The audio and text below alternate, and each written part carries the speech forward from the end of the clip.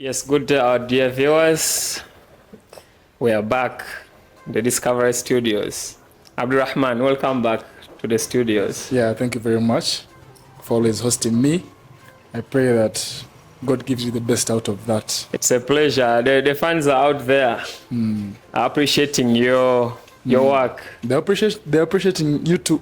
Yeah. The ones I work with. Yeah. The ones that view our pages and our channels. Yeah. The Discovery channel. They all appreciate your work too. That's so amazing. So keep it up. That's amazing. Now we are back with the sports updates and news that are making rounds.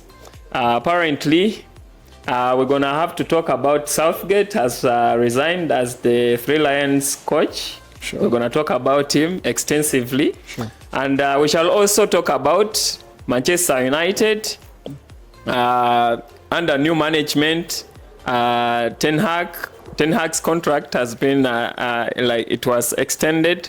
So we're going to give you all the nitty-gritties about those aspects. Abdurrahman, yes. Before we go into Manchester United and the Three Lions Southgate, Yes. Let's talk about the Euro Yes. that was concluded on Sunday. Rodri was the man of the player of the tournament. Yeah, Lamine Yamal was the youngest player. In fact, he put it it's on record that is the youngest player ever to feature in the Euro finals. Sure. So he walked away with the youngest player of the tournament award. Yeah. So what insights? How did you see the final? Yeah. Amidst the Three Lions, because they were talking too much. It's coming home. Thank you very much. I think from the final, it was a very nice final to watch. Yeah. It was an enticing match because England also gave it its all. They tried playing against a team like Spain, and for you to only concede 2 goals and being able to score 1 goal, the only goal that came from Cole Palmer. I've always been telling you that he's the man to watch. He's the man you have to trust in your team because he has showed that every time he comes on the pitch. He has proven to us all that when he comes to the pitch, he's going to try to score you a goal or make that clear pass or make that assist that is going to win. So he emerged one of the scorers on that day. For the gifts, the trophies that were single-handedly given to these players, the Rodri being the player of the tournament, I think he deserved it because I told you he's one of those people that they do not talk about a lot, but for the impact he has on a team, he is able to hold that ball. He's a holding midfielder who plays his role very well. It is on very few occasions that you're going to see defenders being able to take him down. He's always there. He fills that space without moving, making unnecessary movements to the front. He's always there. So he gave out his all. Only that in the final, he was substituted because he got an injury and some other player came on the pitch. So Rodri deserved that. As for Lamine Yamal, no one has to ask questions about that too. He deserved being the youngest player of the tournament because he had 16 and it was only in that day that he managed to become 17 years. Yeah, and apart from only that, I don't know why they didn't give out the best goalkeeper. I don't know why Euro did not do that, and I don't know why Euro did not play the other match, the third position match. I don't know. Yeah, a lot has changed with the Euro. You know, the UEFA, they are trying to come up with I don't know. Can I call it inventions? They try to invent things that have not been in existence. Okay. I don't know if they are trying to rest players because if you don't play that third position game, you're giving the players chance to recover from all the hassles and tussles throughout the competitions. So I think they have a reason behind that, but not giving out the best goalkeeper or the Golden Glove. It's another issue to be concerned about. Because I expected maybe that the Portuguese goalkeeper Diogo Costa, for the saves he made, I mean, for like being able to save 3 penalties, he deserved something, because that is something rare to be seen. Yeah, definitely. So I hope, like you said, it's an invasion. Don't we hope that the World Cup might, might adopt the same? Adopt the system? I don't think so, because these decisions they are decided, unlike the World Cup, where decisions are made by the whole world. They have to sit down. Yeah, all countries have to be involved. Sure. Unlike UEFA, where the European countries, in fact, those big countries, they have a big stake in the decisions. Yeah. That run the UEFA board. Okay. So I think it won't happen at any time soon. I don't think it will happen anytime soon. Okay, thank you. Yeah, so let's just dive into... Should we first talk about the resignation of Southgate, or we first talk about Manchester United as a club? I think we talk about Manchester United, then we go to the resignation later. Okay. We talk about the signing. Yeah, Manchester United, before, in fact, amidst the Euro competitions, Ten Hag was on tension if his contract was to be extended, but eventually it was extended. Yeah, so... after the extension of his contract, they managed to secure a signature of Dan Ashworth from Newcastle. That is the sporting director. And after his signature being secured, they have started, they started reshuffling from the backroom staff. We can very well realize that Van Nistelrooy, the club legend, managed to come on board. They signed another goalkeeping coach from Dutch side, even the team doctor. So I think they have been doing some reshuffles within the backroom staff. Do you think it has been like the backroom issues in the locker room and everything has been costing the team success, or what? Thank you very much. I think it goes back to the speech that Cristiano Ronaldo gave out when he was leaving Manchester United, when he talked about the old structures, the old jacuzzi and everything, starting from the inner circle of Manchester United. So I think they're trying as much as they can to change this all. Okay. To make new recruitments within the team, within the board, within the technical directors, like Dan Ashworth, the one they just signed. They want to rebuild something new at the Manchester United. They don't want to be laughed at anymore. They want to create something new. I think this is why Ten Hag is also going to be being helped here, because the people he's been working with, they've not been doing their best, I think. So I think for all these signings, all this new reshuffle that is going on in Manchester United as a club is to benefit Ten Hag as the coach, because he stayed. They extended his contract, like you said. So I think they're looking at many trophies ahead.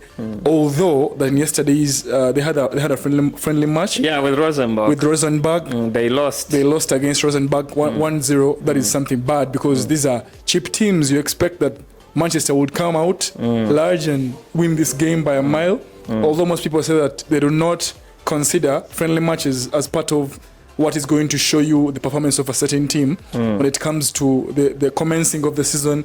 If the season happens to start, most people say that the friendlies do not prove much, because last season I think Chelsea, the team I support, it won almost all of the friendly matches they played, but they again lost. So I think Manchester United is trying to sign, recruit young players, and make new changes within them to get the trophies they used to have.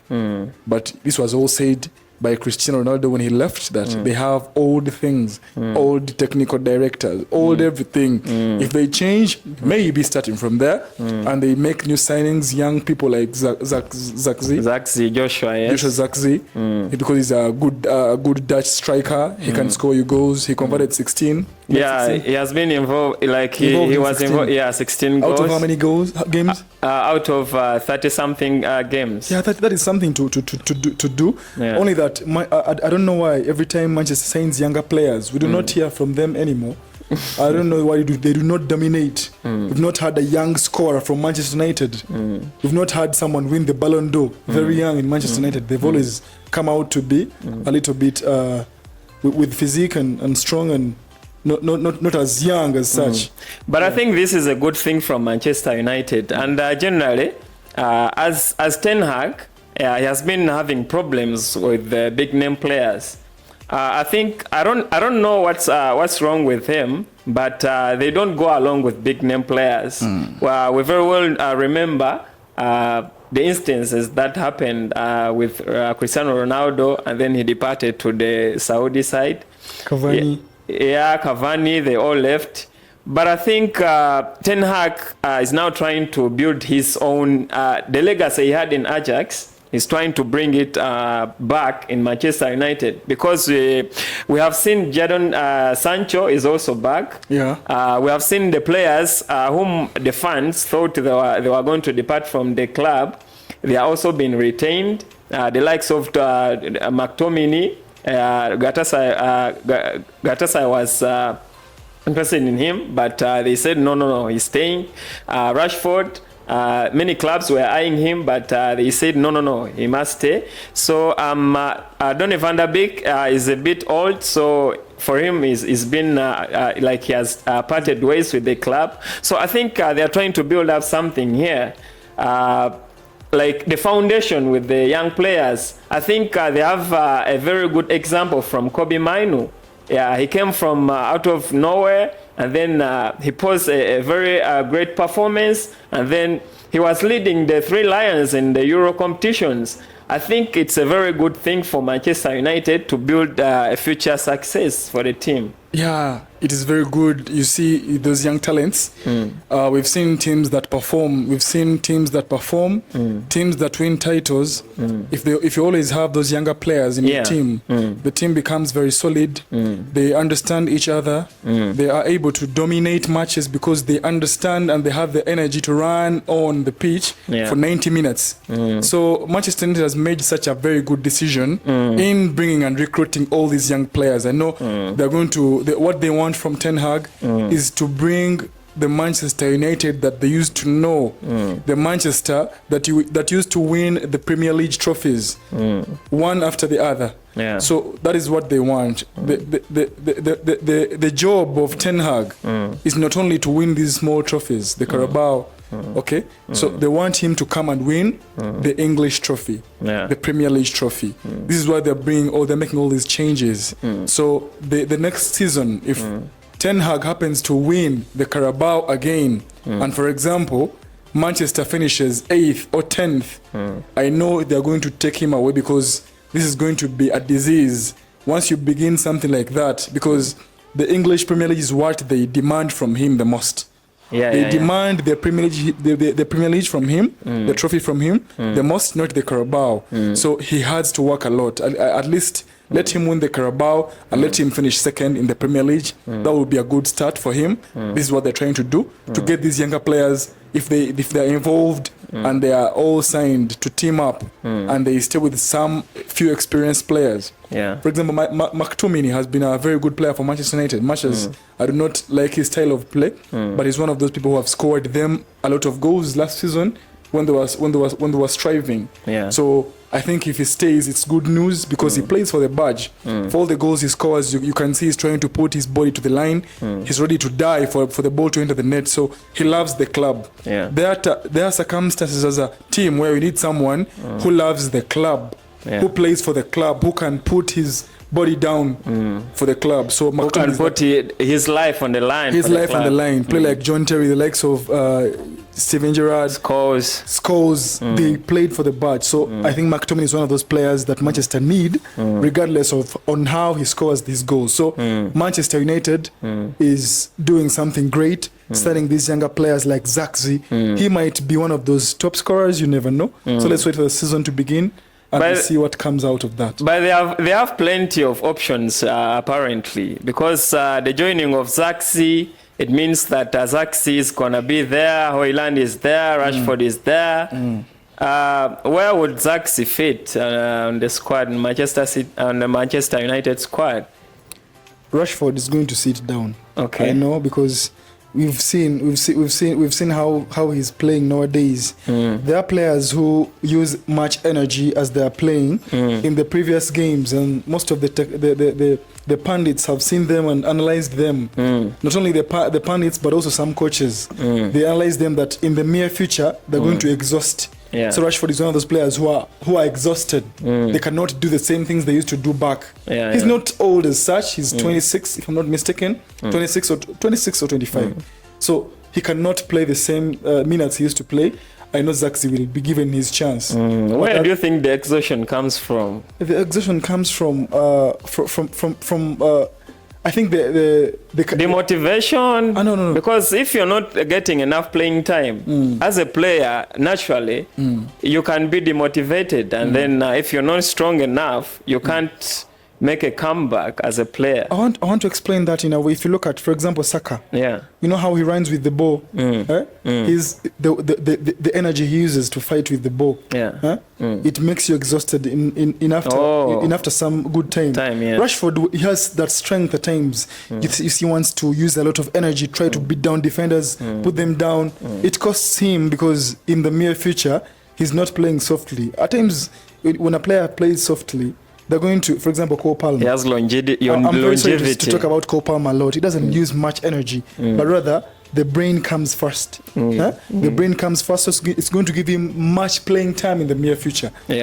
Definitely. So that's it. I think that's where that's how I can explain that better. How he can get exhausted. For example, this Ajax player who joined Barcelona.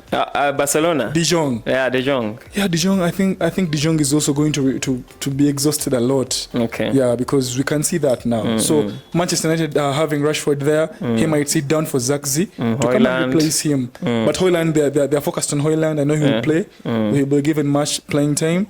If it's not the injuries that might he damage his game time on the pitch. We shall see about that. Okay, then I think they have depth now, and striking forward. So we shall come back with more news about Manchester United and other clubs generally. So before we wind up our show, let's dive into the resignation of Southgate.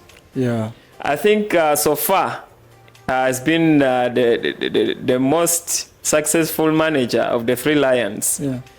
And he joined years back, like 8 years. He joined by 2011. But in the managerial role, he has spent 8 years managing the Three Lions. And he has successfully reached 3 cup finals for Euro. In fact, they have been back-to-back. And I think he resigned. He has his own reasons. I think he's saying that time is enough. Let me pave way for another manager. Because apparently England, he has young talent. The squad, if you can look at it, they have mostly young talent. And I think the future is bright for the Three Lions, if I can say.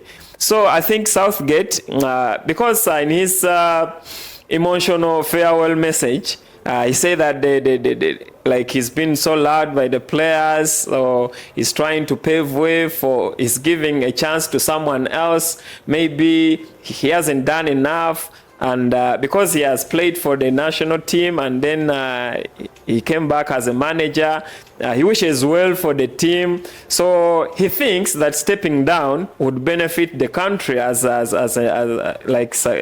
for a success of the Three Lions. What do you think about that? Well, just like I feel sorry for Harry Kane not being able to win a single trophy, it's the same way I feel sorry for Southgate. Because in his speech, it was a very emotional speech. You Yeah, can understand if someone came, joined a team like England with all those good talents over the years, and they've not managed to win a single trophy, regardless of the many finals they've attended to, you feel sorry for them. But there are times in life where you feel like you have to step down. At times you have to quit because you've done a lot for that. Because reaching the final stage, if he's managed to go to 3 different finals, it means it is a bricklaying system where you come to the first match, you go to the next stage. So he thinks about going into the same trauma, because apparently I think Southgate was traumatized by this, going to those many finals, and you do not. You have all the entire team. You think you've made right decisions. You think you've made changes in your team. He has something in his mind that is going to do the same. The same is going to happen even if he stays there. And I think because of also the pressure that came along with the fans in England, who have always abused and put down Southgate. They be like, he's done enough. He's playing these people, the suckers. They've reached it to the extent of even calling them monkeys. Saka was called a monkey again. He was so abused again. That was so harsh. It was a very rude tongue. So there are times you feel like you have to rest and let them bring in the coach they want to succeed, and see how hot it is there. Because I know we as the fans, we speak a lot. We make judgments. We be like, why didn't he put this player on the pitch? Why did he play this for 90 minutes? But at times, if you get a new coach, it might be even worse. You never know what is going to happen next. Because apparently, I've read somewhere amongst the coaches that they expect to join England is Pochettino. I've read about that. But if you look at Pochettino, how is he going to do? What new thing is he going to do that Southgate has not done? Because even player integration between the coach and the backroom staff, the players, is also key. And you have to be with a great relationship with the players. Although it's not yet confirmed, let's wait. But I think they deserve an England coach still, a coach from England who knows how to speak the language very well, to be able to work with them properly. Because I know he was just unlucky. If a coach goes to 3 finals, that is a proper coach. It is undebatable. That is a proper coach. But what matters the most is winning. Harry Kane is unlucky. Southgate is unlucky. You like it or not, that is for the fact. So I think he felt like let him give chance for a new coach to come. Maybe a lucky coach will come on board. Let's wait, but you won't always have your luck everywhere you go. You need talent. You need to work hard. You need to win this time round. And let you get rid of players who are unlucky. Harry Kane is unlucky. For the new coach that is going to come, sit Harry Kane down. Don't play him. Because he's unlucky. We need lucky players. Will he still be available in the coming competitions? Win a trophy now. Will he still be available for the national team selection in the coming competition? I'm not so sure, but I think because he's getting old. He's getting old, but I know he's not spoken that yet. So I think he'll be back because he's not communicated that yet to the media or the public anywhere. But as for the resignation, it's very emotional. Because no one expected this. It's just happened. We thought maybe he lost this final and is going to go back for the one last time, maybe the World Cup, and come again and try as much as he can to win. And maybe if he fails to win the World Cup this time round, he steps down. But you know what? He's decided to step down even before the World Cup. I know the pressure is too much. I think he would have been given more time as a manager, because he has been successful. 2 back-to-back finals, European finals, amidst all the countries. If you look at the France team, if you look at Spain, Italy, German, they are all big teams, big countries with big history. But if he can manage to reach the finals, it means that the third time, I think also, he could take it. I think also the period he was given, because joining a team from 2011, how many years are those? That was not the managerial role. He spent 8 years in the managerial role. But I think he could have been given a chance, because that is a very big achievement. I think he's been given a chance, but it's he decided from his own heart. From his heart, yes. He feels like he wants to step down, and if someone feels decides, that it's enough, no one can stop him because that's his decision. It's his decision. So decision. We wish him well wherever he goes, and let's look forward into waiting for the next manager who's going to take the England squad down. Before we go, I want to talk about Lionel Messi. Lionel Messi. Leo Messi. Okay. I think we should. I want to ask you a question. How do you how do you gauge the power between Euros and the Copa America? How heavy are those cups? Are they the same? No, they don't weigh the same. They don't weigh the same? They don't weigh the same. Don't you think they would consider this trophy for Lionel Messi to be amongst the achievements that is going to win him the other Ballon d'Or? Because he's used to this. Why would you one of those think people who are fed up, but there's nothing to do, but he won, so they might be like, it's a great achievement, he won a trophy for his because when you look at Copa America, James Rodriguez was the player of the tournament with 6 assists.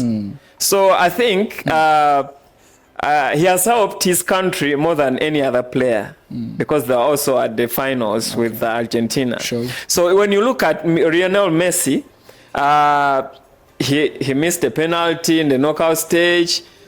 I think he hasn't been so influential in the team's success in the Copa America. Yeah. So I think that wouldn't be an excuse for him to get the Ballon d'Or because the team has achieved success.